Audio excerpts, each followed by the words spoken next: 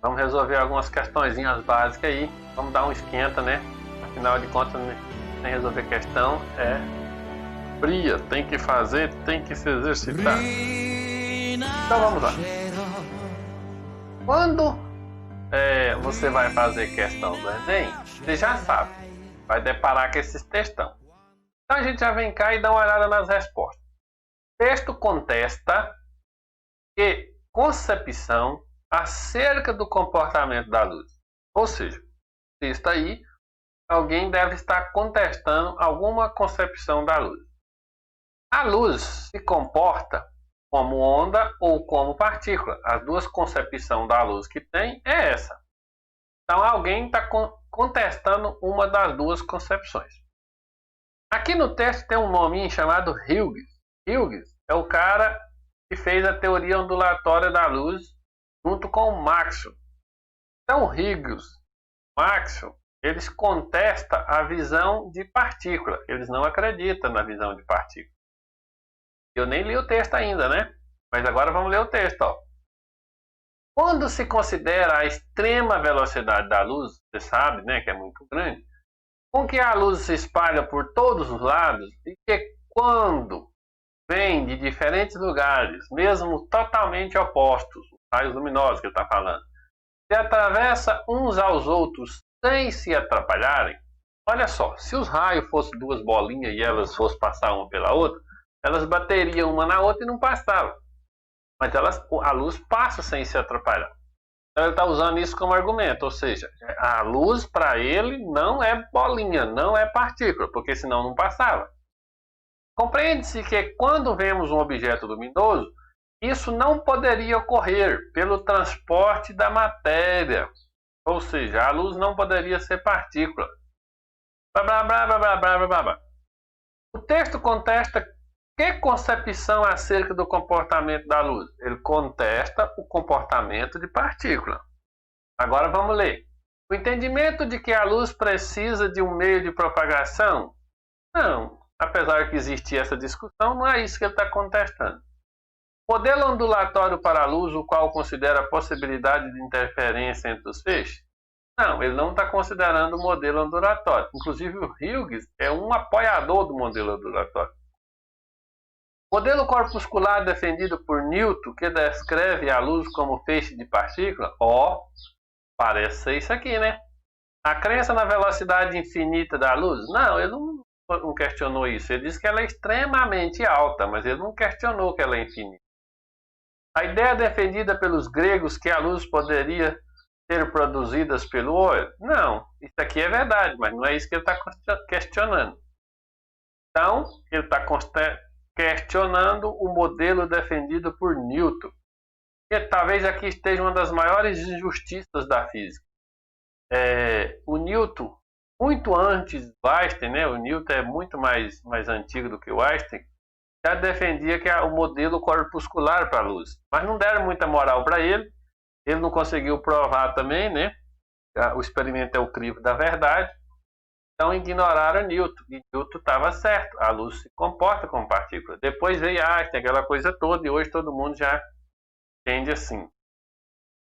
Então Hughes questionando Newton. Só que Newton, Hughes e Maxwell veio muito depois de Newton, né? Bom, e por muitos anos, acho que mais de 200 anos, nós vivemos com essa afirmativa do Hughes aqui, aí concordando com ele. A ciência concordava com ele, porque o Maxwell tinha elaborado as equações que a gente não trabalha no ensino médio, mas que alguém for fazer física no ensino superior vai ver essas equações lá. Então Maxwell montou as equações, o Hughes fez uns experimentos, deu certo as equações, morreu a história do Newton. E o Newton, com essa prosa aí, ficou apagado. E Newton só voltou ao cenário lá quando Einstein veio propor o efeito fotoelétrico. Então ficaram muitos anos aí ignorando Newton, e Newton foi levado lá para as equações da mecânica, primeira, segunda, terceira lei da mecânica, mas Newton também deu palpite na luz. Inclusive estava certo. E o Hughes e o Max, está errado? Não. Porque a luz tem comportamento dual. A luz comporta como onda, você quiser tratar ela como onda e ela comporta como partícula. É uma coisa muito louca aí na física, mas é o que é o que é. Beleza? Questão 2. A altura de um objeto posicionado a uma distância P1 do orifício de uma câmara escura é 5% da altura desse objeto. Então a imagem corresponde a 5% do objeto. A altura da imagem desse objeto posicionado a uma distância P2 do orifício da câmara corresponde a 50% da altura. Calcule P1, calcule P2. Então vamos lá. Deixa eu pegar minha colinha aqui, ó. Nós temos algumas equaçõezinhas para calcular aumento. Nós começamos a trabalhar na aula passada e eu pulei e fui para outro assunto, falei que voltava depois. Então agora nós vamos voltar. E eu vou fazer uma lista aqui, bem rapidinho, para você lembrar. Ó. Primeiro, nós vamos usar a letra I. A letra I vai ser a altura da imagem, certo? A letra O vai ser para nós aqui agora a altura do objeto. Por isso, letra O. Minha letra tá horrível aí, mas você vai com calma, né? O P para nós aqui, ó, vai ser a distância do até o orifício, beleza? E o P', você sabe que toda vez que tem linha nós estamos falando da imagem, vai ser a distância da imagem até o orifício. Beleza?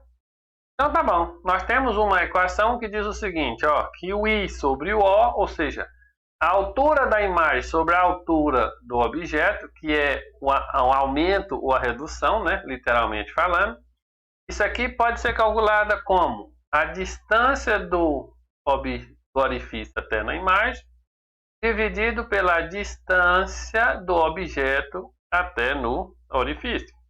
Beleza? Tá ok. A gente pode escrever assim, ó. IP é igual a P' O. Ou, se você quiser, P', né? Ah, o que significa isso? Se nós estamos falando de uma câmara escura é uma espécie de uma caixa de sapato com buraquinho, né? O fundo dela aqui é onde forma a imagem. Então, a distância P', que é a distância do fundo até no orifício, é constante, certo? E o O, que é o objeto que está lá fora, vamos supor que seja essa canetinha, se eu chegar lá mais para trás ou mais para frente, a altura do objeto também é constante. Então, essa grandeza OP, isso daqui, ó, é uma constante, porque são grandezas, não vai mudar ao longo. Se você chegar o objeto para trás, chegar o objeto para frente, um lado para o outro, o O, P' não vai mudar. Então eu posso dizer assim, ó, que numa situação 1, situação inicial, IP vai ser igual ao IP2 na situação posterior, que vai ser igual ao IP3 numa situação seguinte, que vai ser igual ao que você quiser. Ou seja, eu posso mudar a posição do objeto, desde que eu não mude o tamanho dele nem o tamanho da caixa, eu vou ter isso daqui como uma constante. Beleza. Uma outra coisa que eu quero que você preste atenção, e aí onde é que eu vou escrever isso agora? Deixa eu escrever aqui em cima. Ele falou o seguinte, ó, que o I sobre o O, no primeiro caso, era de 5%. Ou, se você quiser, isso aqui é 1 sobre 20, não é? Então, o I, primeiro, o I1, vamos dizer assim, vai ser O, que passa multiplicando, sobre 20. Vou cortar o O aqui para você não achar que isso é um zero, né? Não fica dividindo por zero, que é muito esquisito, né? Beleza? No caso 2, caso seguinte, ele diz que o I2 vai ser I2 sobre O. Tá muito estranho, deixa eu dar uma melhorada. O I2 sobre O é de 50%. 50% é a mesma coisa que 0,5. 0,5 é a mesma coisa que meio. Então, o I2 é a mesma coisa que O passou de multiplicando sobre 2. Beleza? Beleza. Para que eu estou fazendo isso? Pelo seguinte, ó. Se o I1 P1 é igual ao I2 P2, então eu posso passar esse P2 dividindo, vai ficar P1 sobre P2 é igual a... Este cara está multiplicando, passa por lá dividindo, né? Fica I2 sobre... Você sabe que P1 sobre P2 vai ser igual. Quem que é o I2? O I2 é 1 sobre 2. Quem que é o I1? I1 é 1 sobre O. 1 sobre 20. Beleza? Beleza, né? O que o exercício pediu mesmo? Ele pediu, calcule P2 em função de P1. Então, olha só. 1 vai cortar com 1. Ok, tranquilo. 1 corta, o 2 corta com 20, fica 1 sobre 10. Então, eu tenho P1 sobre P2 é igual a 1 sobre 10. Se eu passo 10 multiplicando P2 multiplicando, fica 10P1 é igual a P2. Ou, se você quiser, você pode fazer o contrário também, né? Certo? Então, tá bom. Tá aí ó, o que ele pediu, a função P2 em relação a P1. Deixa eu apagar. Ah, não precisa apagar não. Porque aqui, essa aqui de baixo não tem conta. Um fio de cabelo intercepta um feixe de laser e atinge o anteparo conforme a figura abaixo. Nessa situação, forma-se o anteparo uma imagem que contém regiões iluminadas intercaladas, cuja intensidade diminui a partir da região central, conforme mostra a figura 2. Então, é o que ele está dizendo.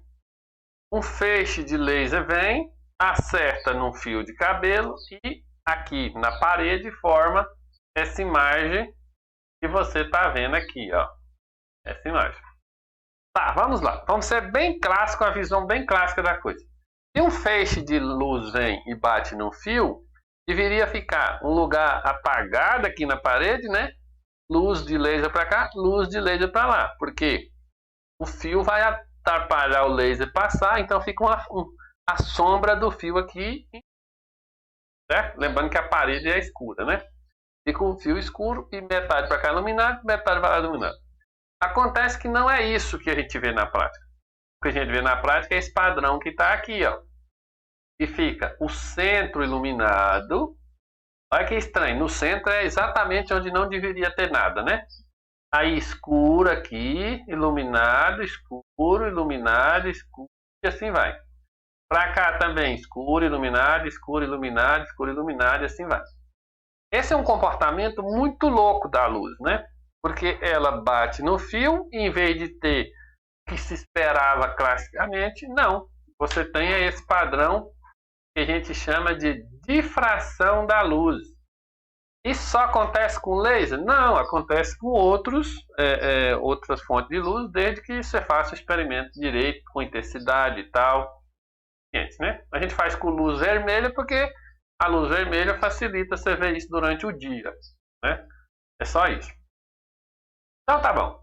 O fenômeno óptico que explica o padrão de imagem formada pela luz é difração. Ó, lá na ótica geométrica a gente tem um negócio que chama refração, né? Refração é quando a luz passa de um meio para outro e muda de ângulo. Não é isso aqui, aqui é difração mesmo, está escrito certo. Dispersão? Dispersão não, porque dispersão é quando a luz espalha. Polarização? Não, porque polarização tem a ver com a orientação do campo elétrico ou magnético da luz, não tem nada a ver com isso daqui. Reflexão? Não, porque reflexão é bater e voltar, é função do espelho, isso tem mais a ver com espelho, certo? Refração, que eu acabei de falar aqui em cima, também não é, porque refração é mudar de ângulo, assim, né? Certo? Então, isso aí é o nome de uma coisa que a gente chama de difração. O que o Hughes fez para provar que a luz era onda, esse cara aqui de cima, foi provar que a luz sofria processo de de fração. E aí o Newton foi esquecido na história. Se refere à luz, né? Apesar que ele estava certo. Continuemos. Exercício 4. Para fazer uma escova progressiva, procedimento que já esteve em moda para pessoas vaidosas, Jéssica está sentada na cadeira do salão, com o rosto a 1,4 metro do espelho plano e vertical. Tá bom? Vamos fazer desenho. Desenho não é nosso forte não, mas vamos fazer desenho. Aqui está o espelho, letra E. A Jéssica está aqui, arrumando o cabelinho dela aqui, ó. E ela está sentada a 1,4 metros do espelho. É isso que ele disse. Jéssica do céu. Agora a Jéssica melhorou. Melhorou nada. A sua hair design, cabeleireira de salões elitizados, ou seja, só no salão chique que chama hair design, está posicionada a 60 centímetros mais distante. Então, a cabeleireira está aqui a 60 centímetros. Eu estou trabalhando em metro aqui, vou trabalhar em metro aqui também. É possível afirmar corretamente que a distância entre a hair design fornecida pelo espelho e Jéssica vale em centímetros. Ó, a imagem dela, a imagem da hair design é proporcional à distância que ela está. Ela está a 1,4 mais 0,6. Jéssica está a 1,4. Então a distância de Jéssica, não da imagem de Jéssica, mas de Jéssica até a imagem, ó, do objeto Jéssica, vamos dizer assim, né? Até a imagem da hair design vai ser 1,4 mais 1,4 mais 0,6. Aí você faz a conta e converte para centímetro. Eu não vou fazer, você faz aí. Vou fazer porque seria ofender sua capacidade cognitiva, né? Então tá bom. A figura abaixo representa um objeto pontual luminoso. Tá aqui, ó, esse objeto. E representa um espelho e X um observador. Então tá aqui o observador, o objeto, o espelho. Beleza. A pergunta é: a imagem do objeto está corretamente posicionada no ponto? Bom, a melhor maneira de você fazer isso é, se a imagem, quem está vendo a imagem é o observador. Então faça o caminho contrário. Ó. Vamos supor aqui que a canetinha não ajuda muito aqui, mas vamos lá. Vamos supor aqui, ó, que o observador que está aqui nesse ponto esteja vendo a imagem, ó, esteja vendo a imagem lá no ponto 1. Então o feixe refletido está vindo aqui. Não, vamos pensar no ponto 2 primeiro. E como o cérebro acha que a imagem está no prolongamento do raio, e a imagem estaria aqui, certo? Supondo que o objeto, o raio incidente vindo do objeto teria refletido aqui e bora para lá. Isso é possível? Esse aqui o raio incidente, esse aqui o raio refletido e esse aqui o prolongamento do raio refletido.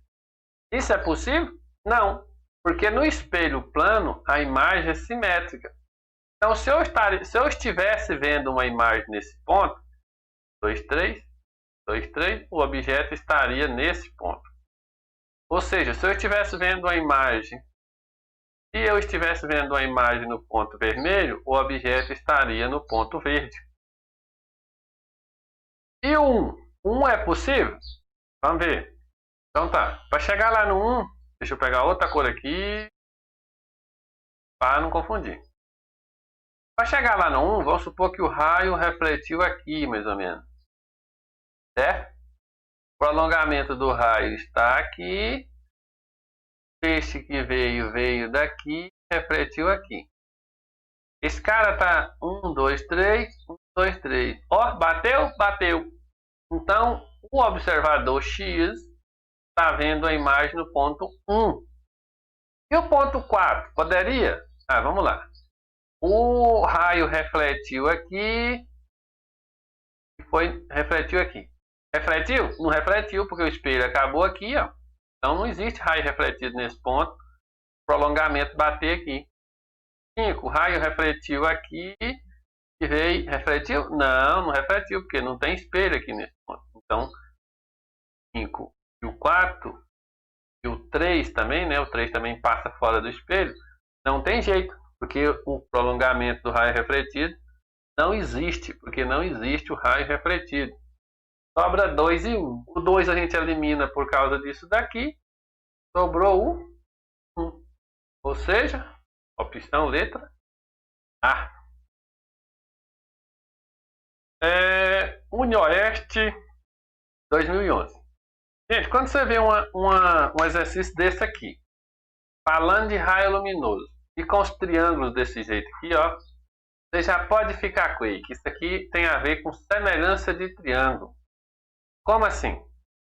Ele está dizendo para você o seguinte, ó, que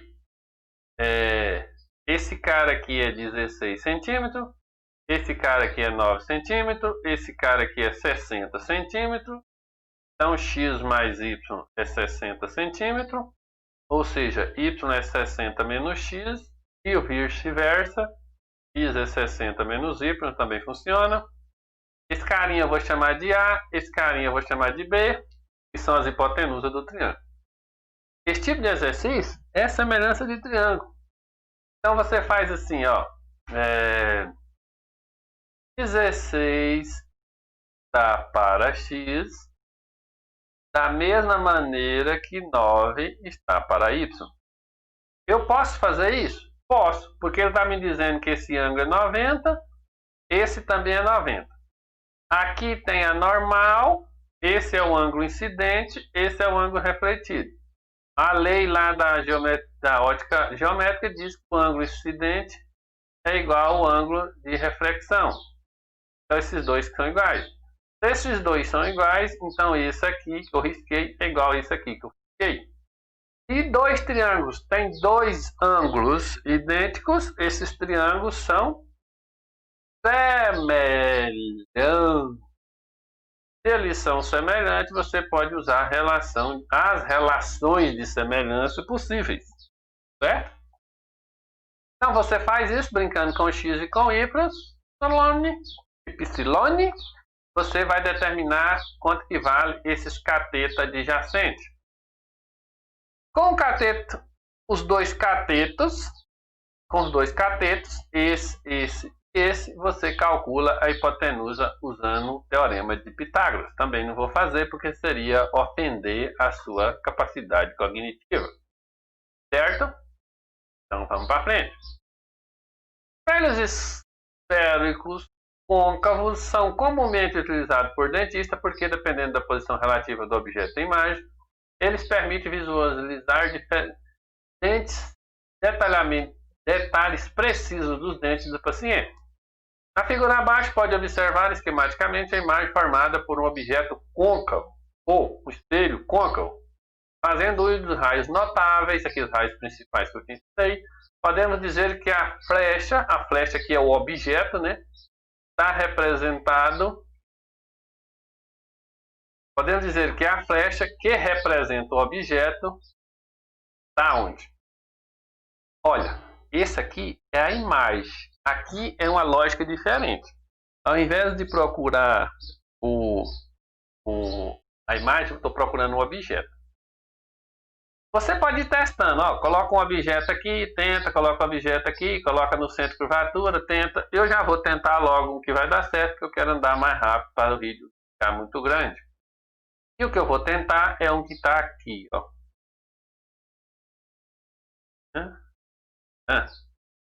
Por que eu vou tentar esse cara aqui? Porque eu já sei que ele dá certo. Ó, se um feixe incide paralelo ao eixo principal, ou paralelo ao oposto, isso aqui é o eixo principal, né? Esse tracejadinho.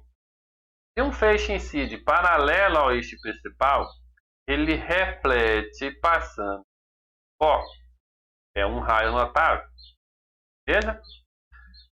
Se um feixe incide pelo centro de curvatura, um feixe incide pelo centro de curvatura, ele reflete pelo centro de curvatura. Então a ida dele e a volta é no mesmo lugar. E, professor, esses caras têm que se cruzar. Os raios refletidos têm que se cruzar para formar a imagem, porque a imagem está no ponto que os cruzamentos dos raios refletidos, ou no prolongamento dele. Nesse caso aqui, ó, eu vou prolongar o raio refletido aqui, vou prolongar o raio refletido aqui, vai cruzar onde? Estou nesse ponto aqui. Então, nesse caso, a imagem está entre o foco vértice. Encontra-se entre o foco e o vértice. Acho que é foco e o vértice, só tem essa, entre o foco e o vértice, foco e o vértice. Tem a letra A também, encontra-se entre o foco e o vértice, aponta na direção da imagem, ou seja, ele está apontando assim ou assim? É isso que ele está perguntando, né? Deixa eu ver aqui no meu gabarito qual que foi que deu. Só um minutinho, só um minutinho.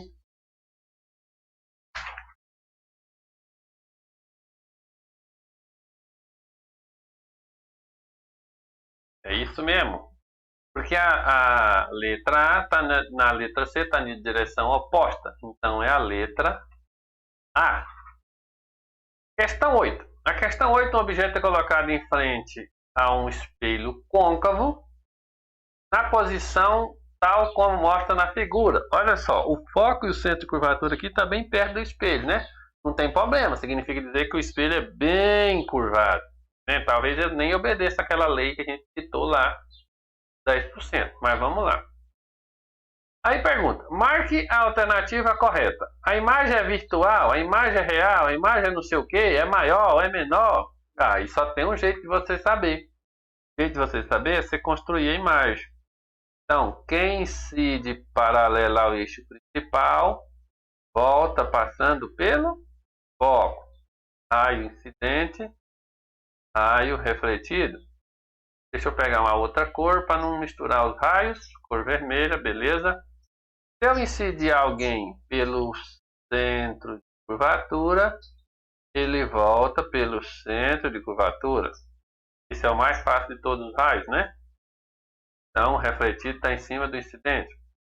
Onde é que se cruzou os raios refletidos? Esse ponto, ó.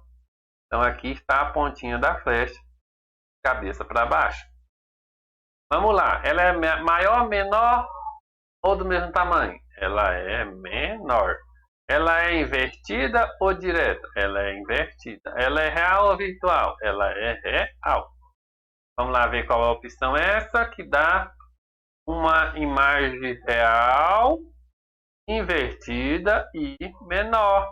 Letra E. Beleza? Beleza. Vamos para frente, porque senão o vídeo... 9. Em uma estação, deve ser estação de metrô, sei lá, né? Porque poderia ser inverno, verão, mas parece que é um lugar. Um cartaz informativo está protegido por uma lâmina material transparente. É aqueles quadros de aviso, né? Que você insere o cartaz lá de trás e o vidro fica protegendo ele. Então tá aqui, ó, o cartaz e a lâmina de vidro. Um feixe de luz monocromático refletido pelo cartaz. Então já está pegando a volta já, né? Já está pegando a saída do feixe. Ou seja, é aquele feixe que vai vir para o seu olho, o que você realmente vê, né? O que te faz enxergar um cartaz não é a luz que foi para lá, mas a que voltou de lá. Incide sobre a interface de separação entre a lâmina e o ar, formando um ângulo vertical de 53 graus. Está aqui o ângulo.